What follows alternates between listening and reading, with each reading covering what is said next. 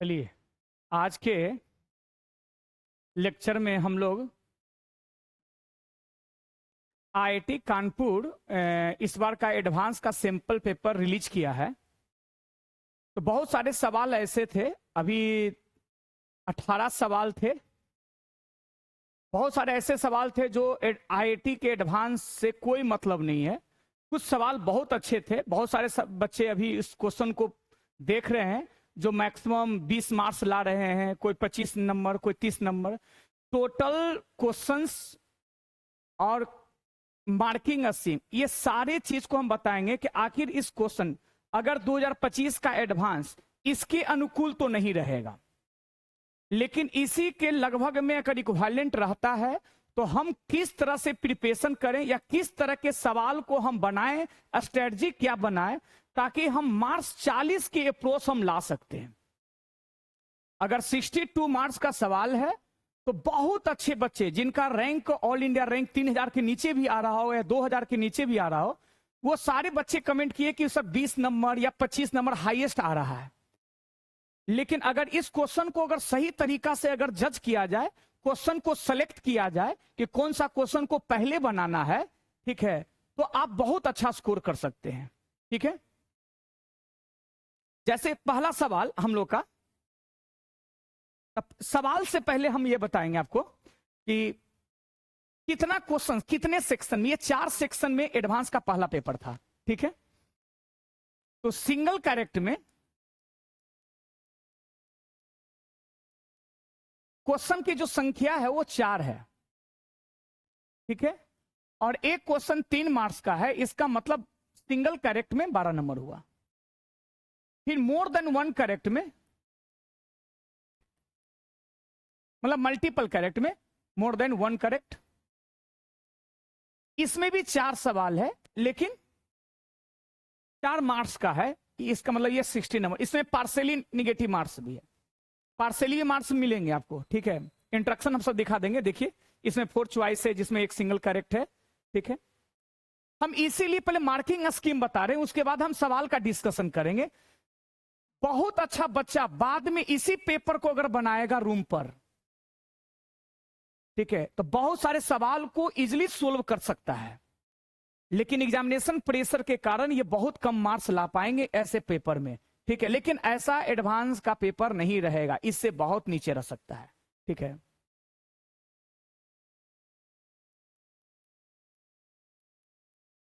Integer type वाला में सवाल 6 है, ये 3 मार्क्स का है, ये 18 नंबर का है। और आपका जो पैराग्राफ है, पैराग्राफ टाइप का क्वेश्चन में 4 है, जो 4 नंबर का है, मतलब 16 नंबर है। तो आपका जो टोटल मार्क्स हुआ वो 62 मार्क्स का हुआ। अब समझिएगा, इंटीजर में 6 क्वेश्चन है, 3 मार्क्स का है, मल्टीपल में 4 क्वेश्चन है, 4 मार्क्स का है, सिंगल करेक्ट में 4 क्वेश्चन है, 3 मार्क्स का है, और पैराग्राफ है 2 पैराग्राफ। पैराग्राफ में 4 सवाल है, 2 प्रोबेबिलिटी का है और 2 कैलकुलस का है। ठीक है, वो 16 नंबर का है। अब आज हम बताएंगे आपको कि कौन सा सवाल को पहले पिक करना, कौन सा सवाल को पहले आपको कैच करना है। ठीक है, जैसे पहला सवाल को देखिए, ये पहला सवाल में जो है ना कि एक क्वाड्रेटिक इक्वेशन है। एक क्या है? एक क्वाड्रेटिक इक्वेशन है। जैसे ये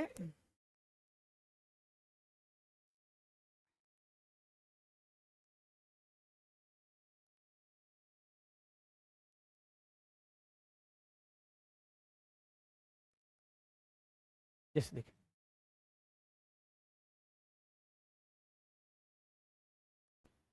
गौर से देखिए, ये क्वाड्रेटिक इक्वेशन में एक P ऑफ T है। सबसे पहले तो इसका लिखने का जो तरीका है ना, तो नॉर्मल बच्चे इसको तो खैर बना नहीं सकते, लेकिन बहुत आसान सवाल है। P T of x T minus T square x square, ये एक क्वाड्रेटिक इक्वेशन, एक क्वाड्रेटिक एक्सप्रेशन कह सकते हैं। चारों ऑप्शन में आप देखेंगे तो कहता है कि t का वैल्यू 0 से 1/2 होगा, तो px का जो होगा ना डिस्टिंक्ट रूट्स होगा। जब रूट्स की चर्चा किया जाता है, रूट्स का चर्चा किया जाता है तो आप हमेशा डिस्क्रिमिनेंट निकालते हैं। देखिए पहला ऑप्शन में भी रूट्स के बारे में कह रहा है, दूसरा रूट्स भी बारे में कह रहा है कि रेशनल होगा, इरेशनल होगा, वगैरह वगैरह। तीसरा रूट्स में रूट्स का साइन के बारे में कह रहा है। फिर अगला में है कि t का वैल्यू 1/2 से थोड़ा कम पुट करेंगे तो दोनों रूट्स का सब्ट्रैक्शन 0। ये चारों में से कोई एक सही है। मेरा कहने का मतलब है कि t का वैल्यू 0 से 1/3 है। आप बिना डिस्क्रिमिनेंट, इसको दो मेथड से बनाया जा सकता है। चाहे तो आप इधर डिस्क्रिमिनेंट निकाले, ठीक है, इसका डिस्क्रिमिनेंट निकाल के चाहे तो आप बना सकते हैं b² 1 - t का होल स्क्वायर -4, ठीक है। और ये क्या t² इंटू t - 1/t।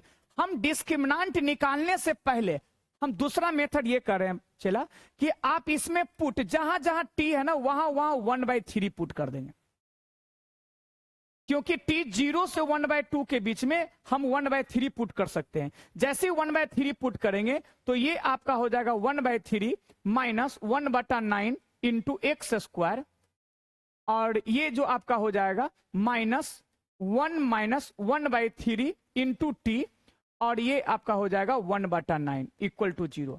अब क्वाड्रेटिक को अरेंज करेंगे तो ये आपका होगा 2/9 x², और ये हो जाएगा -2/3 x प्लस 1/9 इक्वल टू 0। तो आप इसको लिखेंगे 2x² minus 6x plus 1 equal to 0। ये क्वाड्रेटिक निकला। इसी क्वाड्रेटिक के दरमियान हम चारों ऑप्शन में से कोई एक ऑप्शन सही हम ढूंढ सकते हैं। तो देखिए इसमें अल्फा प्लस रूट्स नहीं निकालना है, ऐसा रूट्स भी निकाल के डिस्क्रिमिनेंट से पता कर लीजिएगा। पूछ रहा है कि फॉल्स स्टेटमेंट कौन सा है, इसमें गलत कौन सा है। इसका 3 सही होगा, एक ही गलत होगा। इसमें हम अल्फा प्लस बीटा जो रूट्स निकालेंगे वो होगा -b/a, ये 3 हो जाएगा, और अल्फा इंटू बीटा जो हो जाएगा वो c/a हो जाएगा 1/2। क्लास में ऐसे बहुत सारे सवाल बनाए कि दो रूट्स का प्रोडक्ट पॉजिटिव है, इसका मतलब दोनों पॉजिटिव होगा या दोनों निगेटिव होगा, लेकिन दोनों पॉजिटिव का सम पॉजिटिव होगा। इसका मतलब है कि दोनों पॉजिटिव होगा लेकिन दोनों का वैल्यू, यहां तक सही है, दोनों पॉजिटिव होगा ये सही है, लेकिन दोनों का सम जो 3 है, इसका मतलब है कि दोनों का वैल्यू जो होगा वो कोई एक वैल्यू होगा वो 1 से बड़ा ही होगा, तब ऐसा 3 आ सकता है। ये जो लिखा हुआ है ना वो गलत है। इसका मतलब ये चारों ऑप्शन में जो आपका ये सही है, ठीक है। एक मेथड क्या है कि आप प्रॉपर डिस्क्रिमिनेंट ही निकाल लीजिए। डिस्क्रिमिनेंट निकालने के बाद t का वैल्यू 0 से 1 के बीच में आप देख लेंगे तो पॉजिटिव आएगा। पॉजिटिव आएगा तो इसका जिस क्वाड्रेटिक का डिस्क्रिमिनेंट पॉजिटिव होता है उसका रूट्स डिस्टिंक्ट होता है, ये पहला सही है। दूसरा क्या है कि जब डिस्क्रिमिनेंट पॉजिटिव होगा तो परफेक्ट स्क्वायर हो भी सकता है, परफेक्ट स्क्वायर नहीं भी हो सकता है। इसका मतलब रूट्स जो आपको रेशनल भी निकल सकता है और इरेशनल भी निकल सकता है। और चौथा ऑप्शन है कि t का वैल्यू 1/2 पुट कर दे देंगे ना आप, जो t का, तो जो रूट्स का सब्ट्रैक्शन, तो डिस्क्रिमिनेंट इसका 0 आ जाएगा। और जब डिस्क्रिमिनेंट 0 आ जाएगा तो दोनों रूट्स बराबर हो जाएगा, तो दोनों का डिफरेंस 0 के बराबर। तो ये आपका सही है। तो सही A, B, D है, लेकिन गलत आपका ये है। मेरा सजेशन था कि आप हिट एंड ट्रायल मेथड के माध्यम से आप इसको कम समय में बना सकते हैं, ठीक है। जैसे दूसरा सवाल, जैसे देखिए ये जो है ना थोड़ा सा सेट का सवाल है और थोड़ा सा प्रोबेबिलिटी का माइनर नॉलेज चेक कर रहा था और थोड़ा सा लिमिट का इस्तेमाल, ये 3 चीज का इस्तेमाल से ये क्वेश्चन को बनाया गया है। जैसे देखिए इसका था कंसीडर ए स्क्वायर रीजन, यहां पे जो सेट का इस्तेमाल किया गया है ये वाला, ठीक है। तो हम इसमें क्या करेंगे कि 0, अक्रॉस 0, है। इसका मतलब है कि स्क्वायर का वर्टिस इससे करेंगे तो 0, फिर 0, फिर क्या n, 0 और क्या होगा n, मतलब एक स्क्वायर ऐसा कंस्ट्रक्ट करें जिसका वर्टिसेस ये हो। तो हम sir ji selection of figure में ऐसा बताए हैं, ये एक स्क्वायर हो गया जो 0, n, 0, n, ठीक है। और ये है 0, n, है ना, एक स्क्वायर बना दिए। स्क्वायर बनाने के बाद देखिए कहता है कि जो Pn है वो प्रोबेबिलिटी है, किसका प्रोबेबिलिटी है? तो बोलता है that L is the tangent to the circle इस पर। Pn एक प्रोबेबिलिटी है जो इस सर्किल पर टेंजेंट होगा। और टेंजेंट क्या था? कहता है यहां देखिएगा, Ln B the set of all lines. मतलब Ln एक सेट है जिसमें बहुत सारा लाइन है जो कम से कम दो अलग अलग पॉइंट Sn में। Sn क्या है भाई? तो Sn कहता है कि स्क्वायर के अंदर बहुत सारा ऐसा पॉइंट है जिसके दो पॉइंट से बहुत सारा लाइन पास करवाएंगे। Suppose that at random the L is from the L. L क्या है? तो कहता है एलन सेट में बहुत सारा ऐसा एक लाइन को चुनिए जो सर्किल पर टेंजेंट हो जाए। आखिर सर्किल क्या था? सर्किल को देखेंगे, यहां कहता है एन टेंस टू इंफिनिटी। तो यहां जैसे ही 1/इंफिनिटी ये 0 हो जाएगा, इसका मतलब सर्किल का इक्वेशन हो जाएगा x square plus y square 2n², मतलब √2n का होल स्क्वायर आ जाएगा। आप देखेंगे तो ये जो है ना स्क्वायर, इसका सर जी डायगोनल का लेंथ ही √2n है। तो जो सर्किल होगा वो ऐसा बनेगा, ऐसा बनेगा। जब वो बनेगा ऐसा, तो आप बताइए, अगर सर्किल अंदर रहता, अगर सर्किल अंदर दिखा कट करता, तो इसमें बहुत सारा ऐसा पॉइंट है जिस पर टेंजेंट ड्रॉ करेंगे। क्या बोल रहे हैं? अगर सर्किल अंदर की ओर रहता ऐसे, तो दो पॉइंट ऐसा है जिससे हम टेंजेंट लाइन ड्रॉ करेंगे तो हो सके वो टेंजेंट हो सकता था। लेकिन सर्किल हमेशा वर्टिसेस से पास हो रहा है, लाइन हमेशा स्क्वायर के अंदर में जो दो पॉइंट से उससे पास हो रहा है। तो बताइए, जितना भी लाइन पास होगा वो सर्किल को कट करेगा, टेंजेंट कभी नहीं होगा। तो टेंजेंट का जो पॉसिबिलिटियां है वो आपको 0 हो जाएगा। कोई एक ऐसा लाइन नहीं है, कोई एक ऐसा लाइन नहीं है, तो लाइन है ही नहीं। तो हम लोग का प्रोबेबिलिटी जो निकलेगा, तो नंबर ऑफ टेंजेंट बटा टोटल लाइंस, तो नंबर ऑफ टेंजेंट हो जाएगा 0 अब बटा टोटल लाइंस। तो ये क्या हो जाएगा? आपका आंसर 0। ठीक है, चलिए आप सेकंड क्वेश्चन की ओर अब चलेंगे, थर्ड क्वेश्चन की ओर। तो देखिए, ये तीसरे सवाल को अगर गौर से देखेंगे, देखिए कहता है सबसे पहले ये जो डिनोटेड है ना, अक्सर हम जो इलिप्स में हम लोग पढ़ते आ रहे हैं, तो बच्चा का प्रैक्टिस होता है कि इलिप्स को ई से रिप्रेजेंट होता है, ठीक है? तो ये ओमेगा तुमेगा ऐसे से मत ऐसे कर, वो रहने दीजिए। ये एक F1 F2 क्या है? इलिप्स का फोकस है। P क्या है? तो इलिप्स दिया गया है, नहीं, इलिप्स का एक डिनोटेड है। फिर बोलता है P एक पॉइंट है on the circumference of the ellipse, that is the neither on the major axis nor minor axis. मतलब P इलिप्स पर एक पॉइंट है जो मेजर के इंड पॉइंट पर और माइनर के इंड पॉइंट पर वो लाई नहीं करेगा, ऐसा कह रहा है। फिर बोलता है P F1, मतलब P पॉइंट और फोकस को हम लाइन सेगमेंट को आगे बढ़ाएंगे तो इलिप्स को एक पॉइंट पर कट करेगा Q पर, जो P के बराबर नहीं है। फिर दूसरा फोकस से कनेक्ट करेंगे तो इलिप्स को फिर एक पॉइंट पर कट करेगा। तो पूछ रहा कि इसमें से कौन सा ऐसा स्टेटमेंट है जो सही है, सिंगल करेक्ट है, मतलब एक ही सही होना चाहिए। तो देखिए इसमें करेंगे क्या, एक इलिप्स का आप सर डायग्राम बना दीजिए।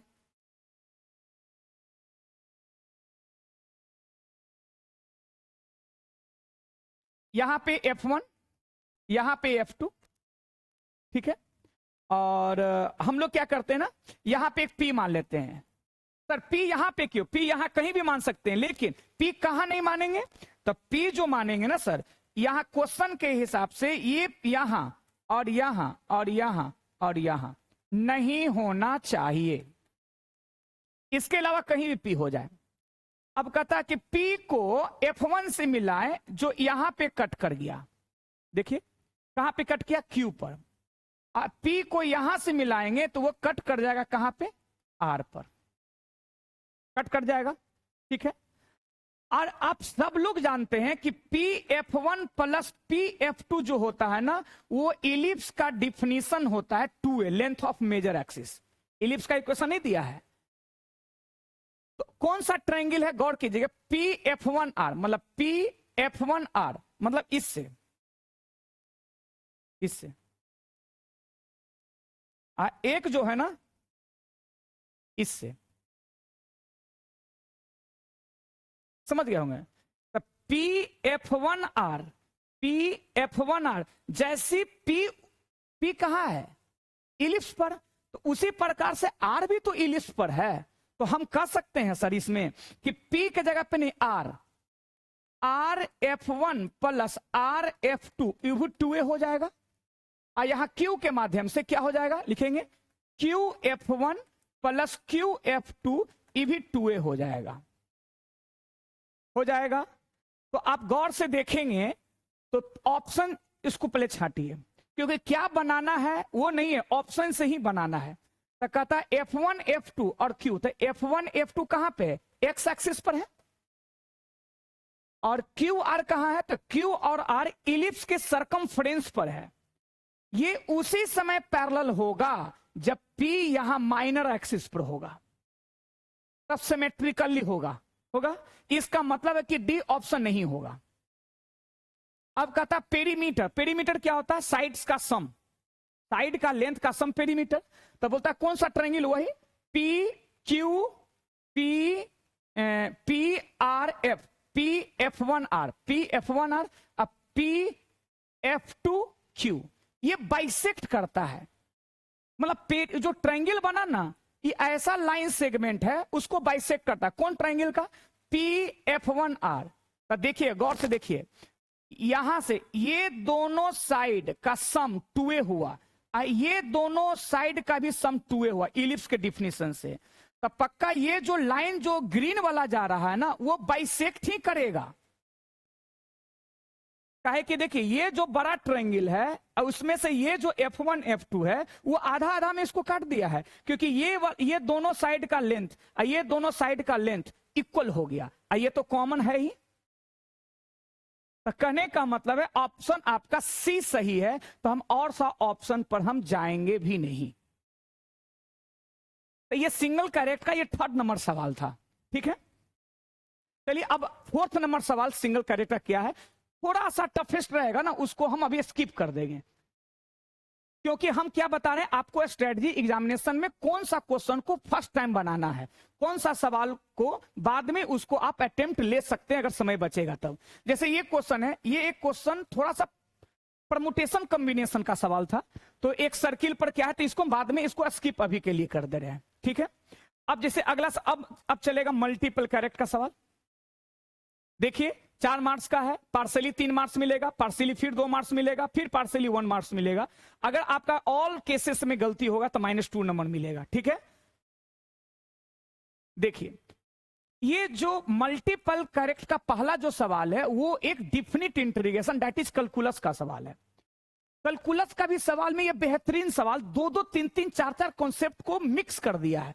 और देखिए ऑप्शन में, क्योंकि मैक्सिमम सवाल जो बच्चा प्रैक्टिस करता है वो क्वेश्चन में क्या फाइंड करना है ऑप्शन दिया रहता था, अब नहीं, ऑप्शन से आपको ढूंढना है कौन सही है।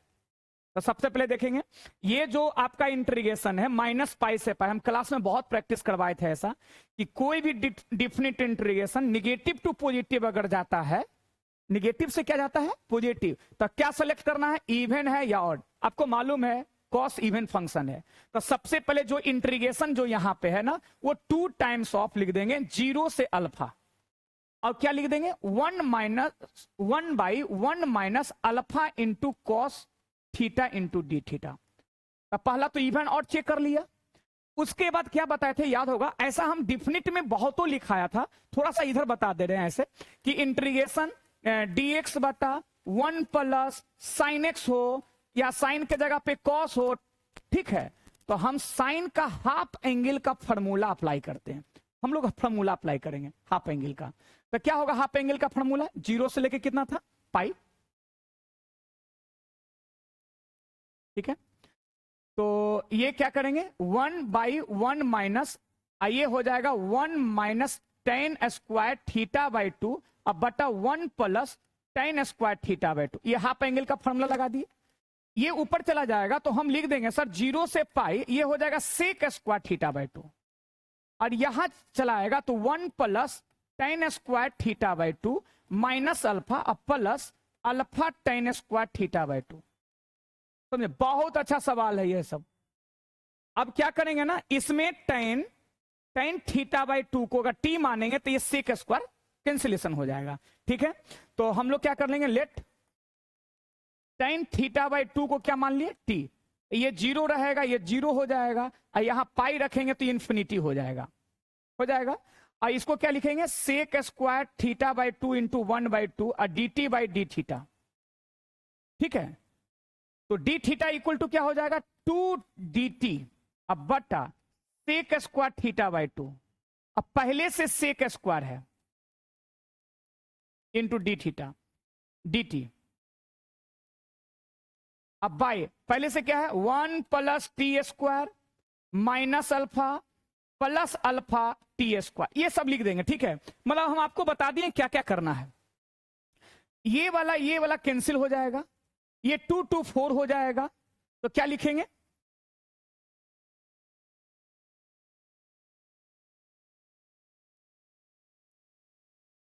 तो ये हो जाएगा 4 4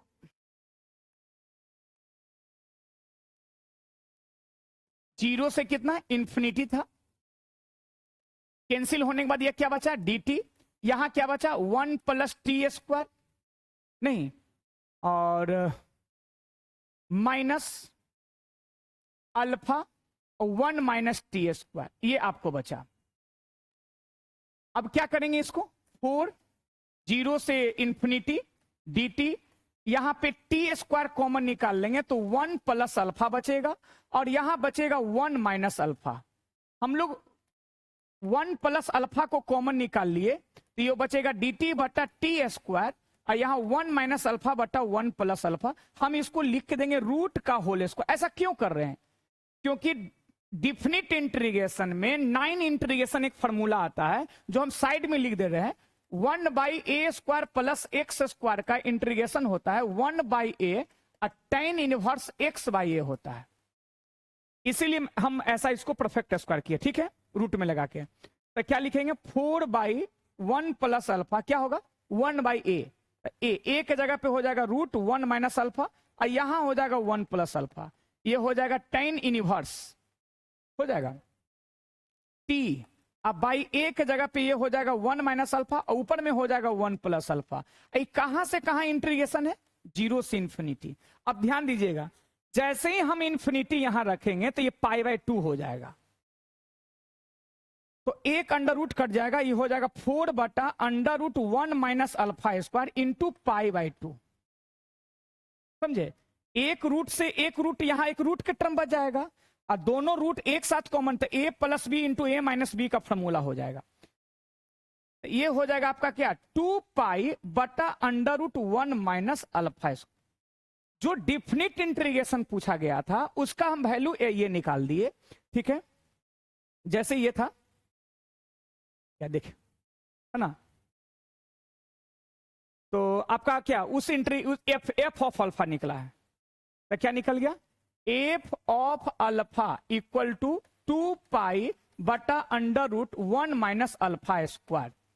और फिर से देखिए एक बार, अल्फा कहता है कि 1 से छोटा होगा, तो हम क्यों नहीं सर, हम इसको लिख दें f of x equal to 2 pi बटा under root 1 minus x square, और एक्स का कहां से कहां होगा, -1 से 1 होगा, करेक्ट। अब -1 से 1 होगा, तो यहां देखिए क्या क्या कहता है। अब ऑप्शन से आपको जज करना पड़ेगा। एफ एक्स को इंटीग्रेट कर रहा है 1/2 से लेके 1/2 से लेके कहां तक, 1/2 से लेके 1/√2 तक। तो चलिए, तो पहला ऑप्शन है इंटीग्रेशन 1/2 से लेके 1/√2, एफ एक्स मतलब 2 पाई बटा under root 1 minus x square into d x. Sir अब फिर ये 9 इंटीग्रेशन में है, तो ये साइन इनवर्स, तो 2 साइन इनवर्स एक्स हो जाएगा। ये कहां से कहां है, तो 1/2 से लेके 1/√2। आपको मालूम है कि 1/√2 पाई/4, ये पाई/6, तो ये कितना हो जाएगा 12 एलसीएम, तो 3 पाई माइनस 2 पाई बटा 12, ये कितना हो जाएगा पाई बाई 12, मतलब कितना हो जाएगा ये पाई बाई 6। तो क्या आपका ऑप्शन ऐसा है पाई बाई 6? नहीं है, इसका मतलब पहला जो मेरा ऑप्शन है वो गलत है। और अगला ऑप्शन देखेंगे, कहता कि अल्फा का वैल्यू अगर √3/2 होगा, √3/2 होगा, तो क्या ये इक्वेशन 0 देगा? चलिए ठीक है, तो यहाँ पे अल्फा क्या था हम लोग का, f of x equal to 2 pi बटा √1 माइनस एक्स स्क्वायर। तो यहाँ एक्स के जगह पे या अल्फा कहिए जो भी, तो √3/2, तो यहाँ √3/2 रखेंगे, तो एफ ऑफ √3/2 इक्वल टू कितना हो जाएगा 2 पाई बटा √3 का स्क्वायर 3/4 1/2, तो ये 2 पर चला जाएगा, तो ये हो जाएगा 4 पाई। कितना हो जाएगा 4 पाई। किसका वैल्यू ये आया, अब 4 पाई, tan 4 पाई का वैल्यू कितना होता है 0, क्योंकि साइन n पाई 0 होता है, तो tan n पाई भी 0 होगा। इसका मतलब बी ऑप्शन मेरा सही है। अब इस ऑप्शन को भी देख लीजिए, तब इसी नंबर बनाएंगे, ठीक है। तो एफ एक्स क्या था, तो यहां लिखेंगे 0 से 1/2, और एफ एक्स मेरा क्या है, एफ एक्स मेरा था 2 पाई बटा √1 माइनस एक्स स्क्वायर, यही ना है। तो 2 पाई बाहर हो जाएगा, ये हो जाएगा साइन इनवर्स एक्स। ये कहां से कहां देता है, चला 0 से 1/2, तो 2 पाई। साइन इनवर्स 1/2 का वैल्यू सब लोग जानते हैं पाई/6 होगा, तो ये पाई/3। इसका मतलब है कि ऑप्शन, ये पहले से भी पाई है, तब पाई स्क्वायर हो जाएगा, सॉरी, तब पाई स्क्वायर बाई ये आपको 2 देगा। इसका मतलब आपका बी भी सही है और डी सही है।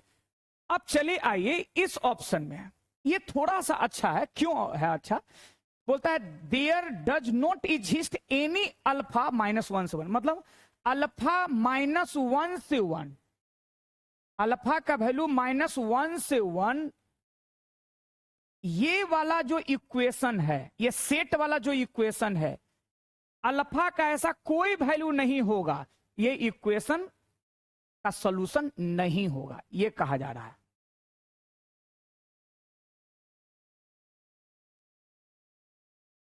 तो सबसे पहले अब देखिए, इसमें ये इक्वेशन को गौर से देखेंगे तो कॉस इनवर्स, यह ये वाला आपको इनवर्स ट्रिगो है, और ये आपका अलजेब्रा है। तो जब भी अलजेब्रा और इनवर्स ट्रिगो का सवाल में सॉल्यूशन पूछता है, तो आपको बनाना है रेंज इक्वेटिंग प्रोसेस से। किससे? रेंज इक्वेटिंग प्रोसेस से। तो आप कॉस इनवर्स बीटा का रेंज जानते हैं 0 से पाई, इसका वैल्यू कहां से कहां जानते हैं, इसका वैल्यू कहां से कहां जानते हैं 0 टू पाई। हम इसका रेंज निकालते हैं, इसका आपको ध्यान होना चाहिए सर कि x का वैल्यू -1 से 1 है, स्क्वायर करेंगे तो 0 से 1, और 1 में घटाएंगे तो ये भी 0 से 1 आएगा। तो 0 से 1 जो आएगा वैल्यू, तो गौर से समझिएगा, नीचे वाला का वैल्यू 0 से 1 के बीच में मान लेते हैं 1/2, तो ये वैल्यू हो जाएगा 4 पाई। समझ रहे हैं? ये वैल्यू 1 उसी समय होगा जब x का वैल्यू 0 रखेंगे, x का वैल्यू 0 रखेंगे तो 2 पाई हो जाएगा। कहने का मतलब है कि इसका वैल्यू 2 पाई से, देखिएगा इसका वैल्यू 2 पाई से हमेशा बड़ा होगा, 2 पाई 4 पाई 6 पाई। LHS का रेंज 0 से पाई, RHS का रेंज 2 पाई से बड़ा, मतलब ये कभी सॉल्यूशन नहीं देगा। किसके लिए? अल्फा कहां से कहां, -1 से 1 के बीच में रहेगा तो सॉल्यूशन नहीं होगा, मतलब फाई होना चाहिए। ये क्या लिखा, नॉट फाई। इसका मतलब ये सही है या गलत है? एकदम सही है। फाई होता जब यहां पे नोट नहीं रहता।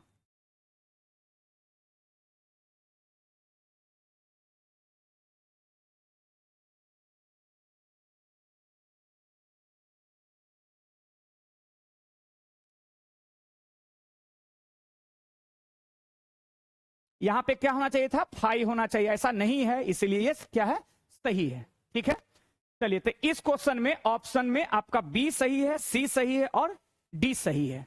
ठीक है।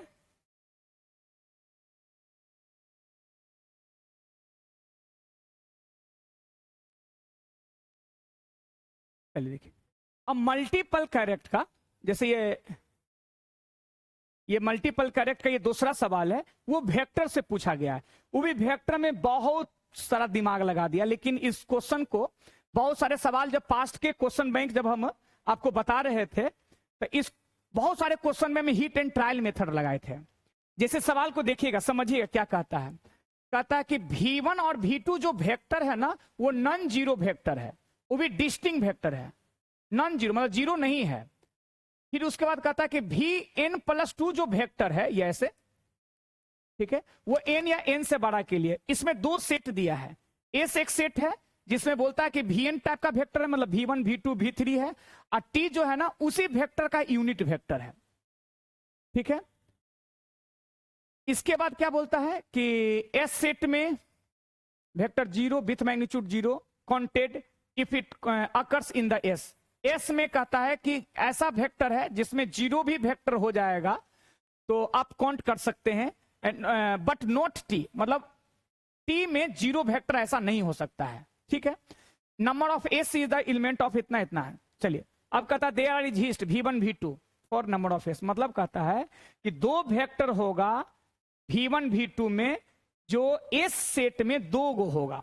हम मान लेते हैं सर V वेक्टर को मान लेते हैं I, अब V1 को, ठीक है, अब V2 को मान लेते हैं J। हम ऐसा क्यों कर रहे हैं, देखिए यहां पे एक क्रॉस प्रोडक्ट है वेक्टर में, क्या है, तो यहां पे हम लोग सर जी यहां पे 1 रखेंगे तो ये होगा V3। अब V3 वेक्टर इक्वल टू ये हो जाएगा V1 vector cross V2 vector. और जब हम I J के मान लिए, I यहां पे J, तो I क्रॉस J क्या होगा K। इसका मतलब है कि हम लोग का जो सेट एस है ना उसमें 3 वेक्टर है, हो गया एक V1 वेक्टर पहले से V2, और दोनों का क्रॉस करेंगे तो एक तीसरा वेक्टर आएगा। इसका मतलब पहला ऑप्शन एकदम नहीं होगा। अब देखते हैं सर कि चौथा वेक्टर डिसाइड करते हैं V4 यहां से, तो यहां 2 रखेंगे तब तो ये होगा V2 क्रॉस, और यहां होगा V3। अब देखिए V2 जो हम माने हैं ना वो J माने हैं, ये आया के, अब जानते हैं J क्रॉस के जो होगा ना वो I आ जाएगा। इसका मतलब है कि अब वेक्टर रिपीट करने लगा, वेक्टर क्या करने लगा, रिपीट करने लगा। इसका मतलब मात्र 3 ही वेक्टर होगा। अब 5वां भी वेक्टर निकाल के देखिएगा ना, वो भी कुछ ना कुछ I J K के टर्म में आ जाएगा। इसका मतलब मेरे जो सेट एस है उसमें नंबर्स ऑफ वेक्टर की संख्या 3 होगा, ये नहीं होगा 4। ये कहता है कि V1 और V2 सम वेक्टर के लिए एस इनफाइनाइट होगा तो टी इनफाइनाइट होगा। एकदम बिल्कुल सही है,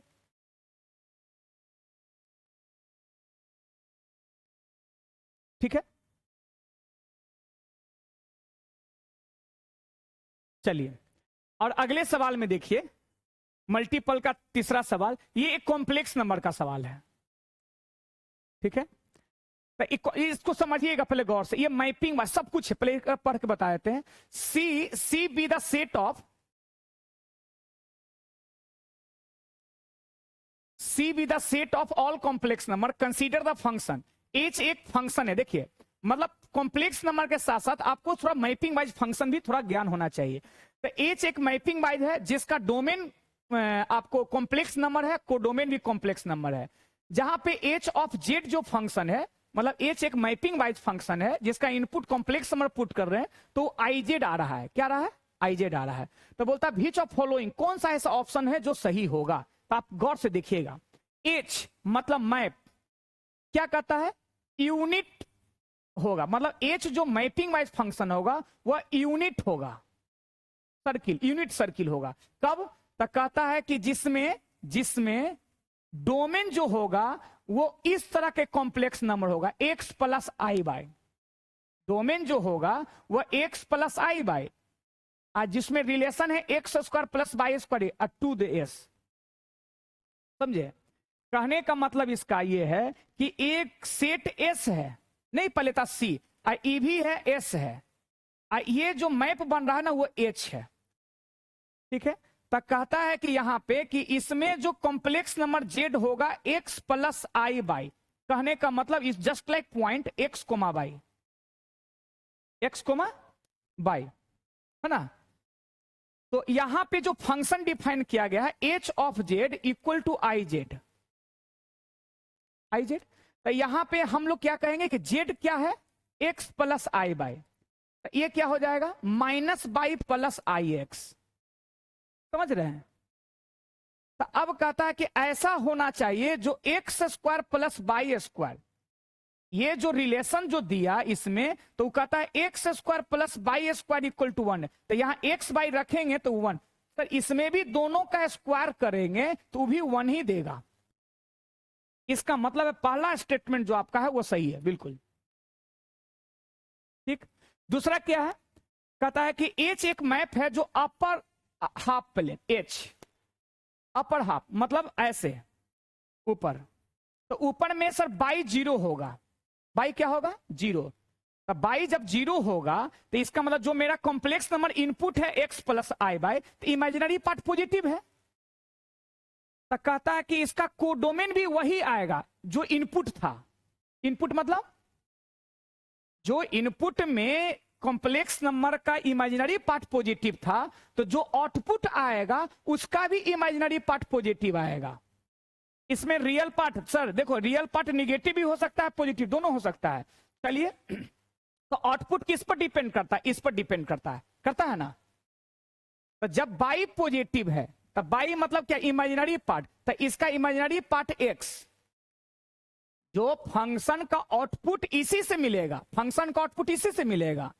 जो मेरा फंक्शन का आउटपुट में जो इमेजिनरी पार्ट है वो एक्स आया, ये मेरा इनपुट का जो एक्स था वो निगेटिव भी था पॉजिटिव भी था, इसका मतलब है ये वाला बी ऑप्शन बिल्कुल नहीं होगा। फिर क्या कहता है, एच एक मैप है जो यूनिट स्क्वायर है, क्या है यूनिट स्क्वायर। एक मान लीजिए एक स्क्वायर ऐसा मानिए जो 1 स्क्वायर यूनिट का हो, तो आप किसी तरह सिलेक्शन इसमें कर लीजिए। हम यहाँ पे 1/2 कोमा 1/2 मान लेते हैं, इसको भी 1/2 कोमा -1/2 मान लेंगे। वर्टिसेस एक -1/2 कोमा 1/2, समझ रहे हैं, और एक -1/2 कोमा 1/2। तो एक हम स्क्वायर का सिलेक्शन कर लिए जिसका एरिया 1 स्क्वायर यूनिट हो, मैंने ऐसा मान लिया। फिर कहता है क्या चीज कि सेंटर जीरो हो, सेंटर क्या सेंटर जीरो है, तब तो ऐसा सिलेक्शन किए हैं। कहता है इनपुट जो होगा इसका एक्स कोमा बाई, तो मान लेते हैं कि कोई कॉम्प्लेक्स नंबर है जो 1/2 प्लस आई बाई है ना। उसका सर जी क्या हो गया, आउटपुट किस फॉर्म में आएगा, उल्टा हो जाएगा, माइनस बाई माइनस एक्स। तो सर उल्टा करेंगे इसको तो माइनस इसी पर आएगा कि नहीं आएगा, मतलब इसी पर अगर कॉम्प्लेक्स नंबर कोई एक्स प्लस आई बाई मानते हैं तो उसका आउटपुट का फॉर्म होना चाहिए minus x minus by plus x. हाँ सर ऑब्वियसली कहीं भी रोटेट करवा लेंगे, यहां भी रोटेट तो यहां हो जाएगा, यहां रहेगा तो यहां हो जाएगा, समझ गए। इसका मतलब ये भी ऑप्शन आपका सही है। ये कहता है एच ऑफ एच मैपिंग एक स्ट्रेट लाइन होगा through origin to direct line, कहने का मतलब एच ऑफ एच। तो चलिए एच ऑफ एच निकालिए, इसमें पुट कर दीजिए जेड के जगह पे एच ऑफ एच जेड, ये हो जाएगा एच ऑफ जेड, क्या हो जाएगा आई, और जेड के जगह पे आई जेड, नहीं ये क्या हो जाएगा माइनस जेड। इसका मतलब में जो स्ट्रेट लाइन पास हो रहा है ओरिजिन से, जो स्ट्रेट लाइन पास हो रहा है क्या है ओरिजिन से, तो यहां पे जो फंक्शन आया एच ऑफ जेड है ना, तो ये दिया माइनस इतना। इसका मतलब जेड अगर हम मानते हैं x plus i by, Z क्या मानते हैं एक्स प्लस आई बाई, तो कोई लाइन ऐसे है सर, किससे पास हो रहा है ओरिजिन से, ओरिजिन से पास हो रहा है, तो कोई कॉम्प्लेक्स नंबर इनपुट जेड मानते हैं एक्स प्लस आई बाई, तो मेरा एच ऑफ एच का जो आउटपुट है वो माइनस एक्स माइनस वाई है। आउटपुट क्या है पक्का सर जी कि एच ऑफ एच उसी लाइन से पास करेगा, क्योंकि अगर x plus i by input है तो इसका भी यहां कहीं ना कहीं रहेगा माइनस एक्स और माइनस वाई। इसका मतलब ये भी सही है, ठीक है।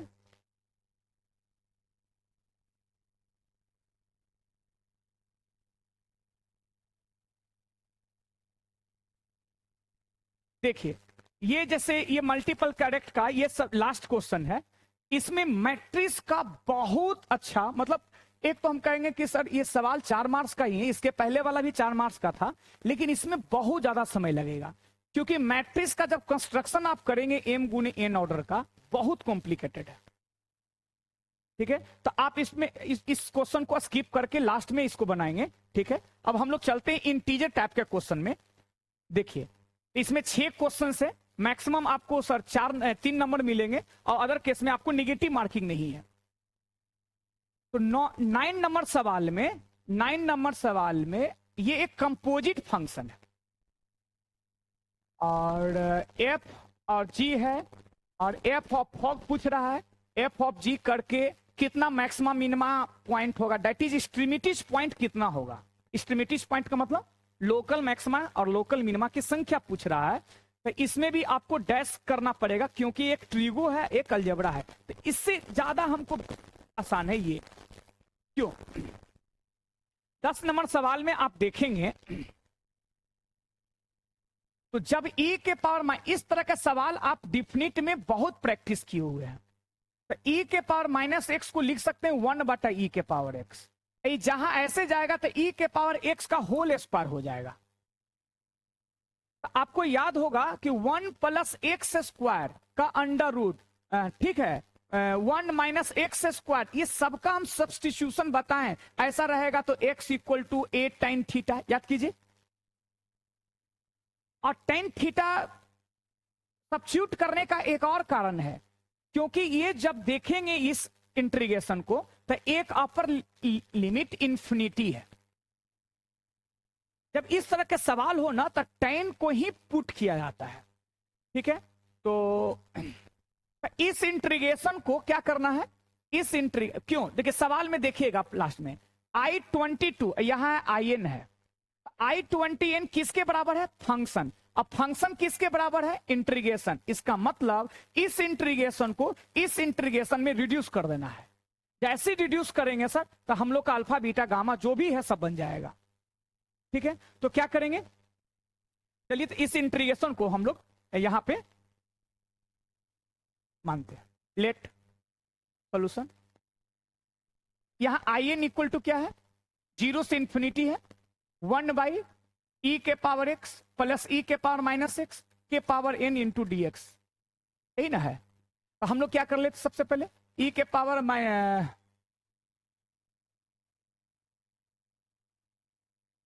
इसको ऐसे लिख दें, 0 से इंफिनिटी, ऊपर में चल जाएगा तो e के पावर x के पावर n बाई ये हो जाएगा e के पावर x का होल स्क्वायर प्लस 1 के पावर n। समझ गए क्या किए, e के पावर -x है, उसको सिंप्लीफाई कर दिए, 1 बटा करके ये ला दिए। इसके बाद हम e के पावर x को क्या मान लेते हैं, टेन थीटा। तो e के पावर x का डेरिवेटिव e के पावर x, टेन थीटा का derivative sec square theta into d theta बटा dx। ठीक है, तो dx इक्वल टू क्या लिख देंगे, sec square theta into d theta, अब बाई ये e के पावर x, कितना हो गया।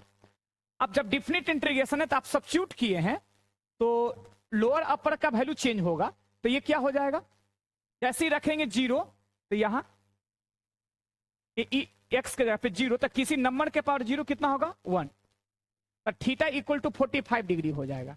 और यहां जैसे इंफिनिटी रखेंगे तो ये π/2 हो जाएगा। e के पावर x को हम यहां क्या कर दिए, टेन थीटा के पावर n कर दिए, और यहां क्या हो जाएगा, 1 प्लस टेन स्क्वायर थीटा, ये हो जाएगा सेक स्क्वायर थीटा के पावर n, समझ रहे हैं, इनटू यहां लिख देंगे सेक स्क्वायर थीटा और इनटू डी थीटा, और e के पावर x को टेन थीटा यहां।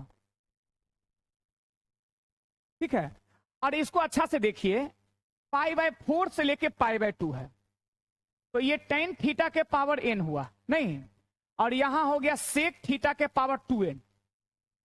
ठीक, और यहां हम लोग क्या करेंगे, सेक को लिख देंगे 1 बटा कॉस स्क्वायर थीटा, इनटू ये लिख देंगे साइन थीटा बटा कॉस थीटा। यहां से ये वाला एक कट जाएगा,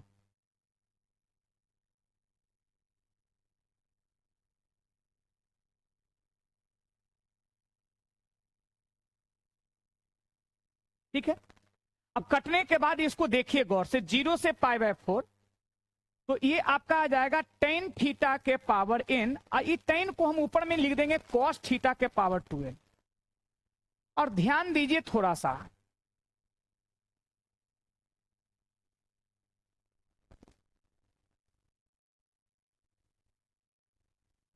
इसमें साइन स्क्वायर थीटा, क्या बोले, साइन स्क्वायर थीटा का डेरिवेटिव होता है साइन 2 थीटा। क्या होता है, साइन 2 थीटा। तो हम क्यों नहीं सर इसको साइन बटा कॉस के टर्म में लिख दें, तो ये हो जाएगा पाई बाय 4। ये पाई बाय 4 से लेके पाई बाय 2, तो ये हो जाएगा साइन थीटा के पावर n हो जाएगा। ये हो जाएगा कितना, कॉस थीटा, नीचे भी कॉस थीटा का पावर n, यहां जाएगा तो ये हो जाएगा कॉस थीटा का पावर n। नहीं,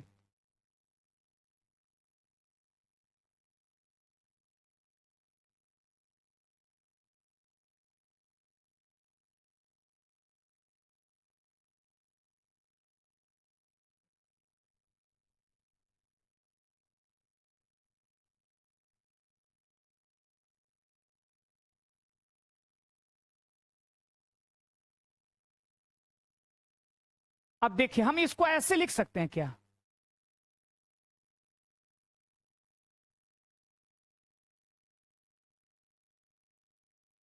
लिख दिए। ऐसा क्यों, क्योंकि देखते हैं, जितने भी ये जो इंटीग्रेशन हम बना रहे हैं वो इंटीग्रेशन इसके बराबर है। एक में x है, एक में 1 माइनस एक्स है, नहीं लगता है, एक में साइन थीटा है तो एक में 1 माइनस साइन स्क्वायर थीटा है। क्या बोले, एक में साइन स्क्वायर थीटा है तो दूसरा में क्या होगा, 1 माइनस साइन स्क्वायर, इसमें लाना बेस x में और वो 1 माइनस एक्स में। तो हम ऐसे लिए सर इसको स्क्वायर बना दिया। स्क्वायर बनाने के बाद इसी चीज को फिर से हम रिपीट यहां कर रहे हैं, ठीक है। ये हो जाएगा पाई बाई 4 से लेके पाई बाई 2, पाई बाई 2। और यहां था साइन स्क्वायर थीटा के पावर n बाई 2, और यहां है कॉस स्क्वायर थीटा के पावर n बाई 2, और नीचे मेरा है sine theta into cos theta into d theta. यही है, देख लीजिए, ठीक है। तो हम क्या करेंगे इस स्टेप में, हम लेट साइन स्क्वायर थीटा को हम t मान लिए, तो जैसे ही यहां पाई बाय 4 रखेंगे, क्या रखेंगे, पाई बाय 4। हमको बेस भी निकालना है, ठीक है। इसको पहले लिख देते हैं साइन स्क्वायर थीटा। तो ये क्या हो जाएगा, ये 2 sine theta into cos theta, ठीक है। ये कितना हो जाएगा, डी ऐसे बाई डी थीटा, पहले से टी है तो हम इसको भी मान लेते हैं। डी थीटा इक्वल टू कितना हो गया, डी भी बटा 2 sine theta into cos theta, ठीक है।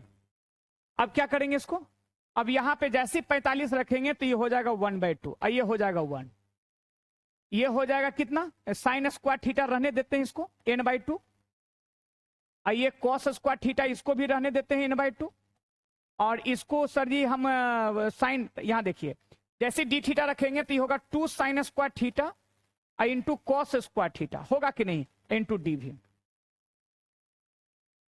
अब बेस सेम है तो हम इसको ऐसे लिख सकते हैं, क्या, 1/2 से लेके 1, ये साइन स्क्वायर, ये हो जाएगा 1/2 बाहर, साइन स्क्वायर थीटा के पावर n/2 माइनस 1, ये क्या हो जाएगा, कॉस स्क्वायर थीटा के power n/2 minus 1 into d theta, इस फॉर्मेट में आ जाएगा।